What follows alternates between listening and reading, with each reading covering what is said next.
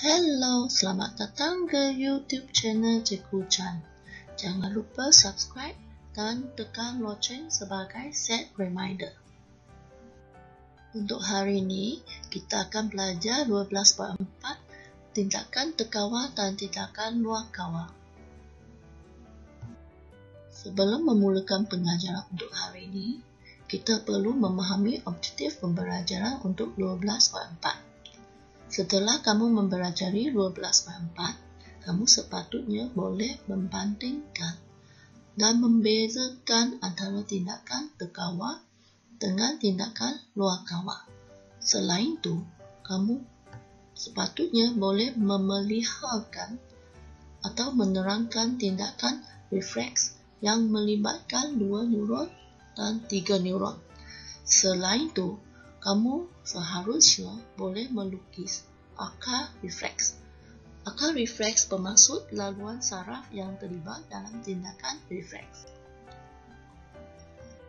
Sebelum kita belajar 12.4, kita perlu mengingat semula apa yang kita sudah belajar di 12.1, iaitu koordinasi dan gerak balas. Dalam 12.1, kita telah belajar komponen utama dan laluan yang terlibat dalam mengesan rangsangan dan bergerak balas, iaitu bermula dengan rangsangan. Rangsangan akan dikesan oleh reseptor. Reseptor akan menghasilkan impuls. Impuls akan dihantar ke sistem saraf pusat melalui neuron teriak. Sistem saraf pusat seperti otak dan saraf tunjang. Dari sistem saraf pusat, impuls akan dihantar ke efektor melalui neuron motor. Efektor akan memberi tindak balas atau gerak balas. Gerak balas yang dihasilkan adalah sama ada tindakan terkawal atau tindakan luar kawal. Dalam slide ini, kita akan mempelajari dengan lebih teliti berkaitan dengan tindakan terkawal dengan tindakan luar kawal. Persamaan antara tindakan terkawal dan tindakan luar kawal adalah kedua-dua tindakan melibatkan rangsangan, impuls, neuron, dan organ efektor. Untuk perbezaan antara tindakan terkawal dan tindakan luar kawal adalah seperti jadual berikut.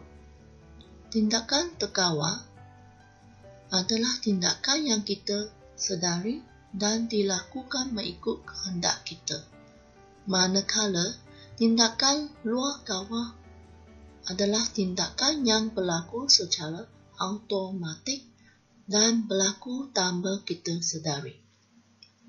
Tindakan terkawal melibatkan sistem saraf soma, manakala tindakan luar kawal melibatkan sistem saraf autonomi. Tindakan terkawal dikawal oleh korteks cerebrum, manakala untuk tindakan luar kawal dikawal oleh medula oblongata dan hipotalamus. Tindakan terkawal melibatkan gerak balas otot rangka, manakala untuk tindakan luar kawal pula melibatkan gerak balas otot licin dan kelenjar. Seterusnya, kita akan belajar tindakan terkawal yang melibatkan otot rangka. Tindakan terkawal yang melibatkan otot rangka adalah seperti berjalan, bercakap atau mengangkat tangan untuk menjawab soalan. Semua tindakan ini merupakan tindakan yang disedari, yang dikawal oleh korteks cerebrum. Oleh sebab maklumat sampai ke korteks cerebrum, iaitu aras kesedaran, maka persepsi tentang persekitaran dapat dihasilkan. Slide seterusnya menunjukkan laluan penghantaran maklumat dalam tindakan terkawal yang melibatkan otot rangka. Rangsangan bermula apabila guru menyoal murid. Reseptor telinga dalam murid akan menerima rangsangan dan menghasilkan impuls. Impuls yang dihasilkan akan dihantar ke cerebrum melalui neuron teria. Bahagian cerebrum akan menginterpretasikan impuls saraf untuk dihantar ke efektor. Impuls akan dihantar ke efektor melalui neuron motor. Efektor seperti otot rangka yang menerima maklumat tersebut akan memberi gerak balas, iaitu murid akan mengangkat tangan untuk menjawab soalan. Seterusnya, kita akan mempelajari tindakan luar kawal yang melibatkan otot rangka. Tindakan luar kawal yang melibatkan otot rangka juga dikenal sebagai gerak balas refleks. Gerak balas refleks atau tindakan refleks adalah gerak balas pantas terhadap rangsangan tanpa dikawal oleh otak.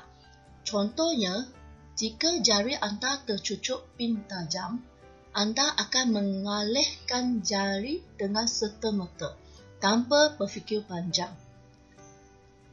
Akal refleks merujuk kepada laluan saraf yang terlibat dalam tindakan refleks. Tindakan refleks mengalirkan jari daripada pin tajam melibatkan 3 neuron dan komunikasi antara neuron dalam sistem saraf periferi dan saraf tunjang. Laluan saraf yang terlibat dalam tindakan refleks ini dikenal sebagai akal refleks 3 neuron, di mana melibatkan 3 jenis neuron, iaitu neuron teria, neuron kekanti, dan neuron motor, serta melibatkan saraf tunjang. Raja ini menunjukkan akal refleks 3 neuron. Sebelum itu, kita perlu memahami komponen yang terdapat dalam akal refleks ini. Komponen yang terdapat dalam akal refleks ini adalah rangsangan, reseptor, sistem saraf pusat iaitu saraf tunjang, dan efektor iaitu organ yang menjalankan gerak balas. Manakala untuk neuron yang terlibat dalam akal refleks adalah neuron teria, neuron kekanti, dan neuron motor. Apabila jari anda tercucuk pin tajam, reseptor teria akan mengesan rangsangan dan mencetuskan impuls saraf. Seterusnya, impuls saraf akan dialihkan di sepanjang neuron teria ke saraf tunjang. Dalam saraf tunjang, impuls saraf dipindahkan dari neuron teria melalui sinaps ke neuron kekanti. Dari neuron kekanti, impuls saraf dipindahkan ke neuron motor. Neuron motor mengalirkan impuls saraf dari saraf tunjang ke efektor, iaitu tisu otot, supaya jari dialihkan dengan cepat. Seterusnya, kita akan belajar kepentingan tindakan refleks. Tindakan refleks penting untuk menghasilkan gerak balas spontan tanpa perlu menunggu arahan daripada otak. Kerana otak menganalisis maklumat untuk menghasilkan gerak balas memerlukan masa. Ini kemungkinan menyebabkan kecederaan yang serius. Oleh itu, tindakan refleks hanya melibatkan saraf tunjang. Satu lagi tindakan refleks ialah sentakan lutut. Refleks ini menggunakan laluan saraf yang melibatkan dua neuron, iaitu neuron teria dan neuron motor. Laluan saraf ini dikenal sebagai akal refleks dua neuron. Sentakan lutut atau refleks patella berlaku apabila lutut diketuk dengan penuku ketat oleh doktor untuk uji keberkesanan sistem saraf seseorang. Raja ini menunjukkan akar refleks dalam sentakan lutut yang melibatkan dua neuron. Komponen yang terlibat dalam akar refleks ini adalah rangsangan, reseptor regangan, sistem saraf pusat iaitu saraf tunjang, dan efektor iaitu otot quadriceps. Manakala neuron yang terlibat dalam akar refleks ini hanya melibatkan dua, iaitu neuron teria dan neuron motor. Apabila tendon di bawah tempurung lutut diketuk, otot quadriceps akan menjadi legang dan merangsang reseptor regangan untuk mencetuskan impuls saraf. Impuls saraf akan dihantar oleh neuron teria ke neuron motor dalam saraf tunjang. Neuron motor pula akan menghantar impuls dari saraf tunjang ke efektor iaitu otot quadriceps. Otot quadriceps akan mengecut lalu menyebabkan kaki tersentak ke hadapan. Demikianlah akar refleks dalam sentakan lutut yang melibatkan dua neuron. Dalam dunia biologi kita, tindakan refleks seperti patuk sebenarnya adalah untuk melindungi peparu daripada zarah-zarah asing dari persekitaran luar. Selain itu, refleks anak mata adalah untuk menghalang kerosakan kepada retina. Dengan ini, tamatlah pengajaran untuk 12.4. Jangan lupa like, komen dan subscribe YouTube channel Cikgu Chen. Terima kasih.